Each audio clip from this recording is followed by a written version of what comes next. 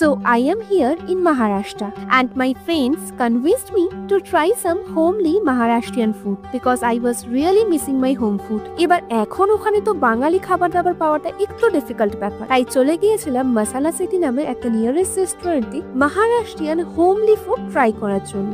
আমার বন্ধুর রিকমেন্ডেশনে অর্ডার করা হয়েছিল pitla bhakri. I had no idea what this was. Order দেওয়ার 5 মিনিটের মধ্যেই একটা থালি সার্ভ করা হলো আমাদের। সবকিছু শুনে দেখে যা বুঝলাম, ভাকরি মানে বাজরার রুটি। থালিতে ছিল একটা বড় ভাকরি যেটাকে দুভাগে ভাগ করে দেওয়া হয়েছিল, সাথে ছিল পিঠলা। পিঠলা বেসনের তৈরি এক প্রকার তরকারি, সাথে সার্ভ করা হয়েছিল টক দই, স্যালাড হিসাবে পেঁয়াজ আর 2 রকমের চাটনি, গ্রিন কালারের ঝাল থেঁচা চাটনি আর লাল রঙের নারকেল দিয়ে তৈরি শুকা চাটনি। ভাকরার এক টুকরো বেসনের তরকারিতে ডিপ করে যখন মুখে পড়লাম, বুঝলাম এই খাবারটার টেস্ট সত্যি হোমলি, ঘরের সাদামাটা খাবারগুলোর টেস্টের মতো, না বেশি অয়েলি না বেশি ঝাল, তবে আমার টেস্ট বাদে ক্রেভিং মেটানোর জন্য যথেষ্ট নয় আর কি। এখন তবে এতটাই।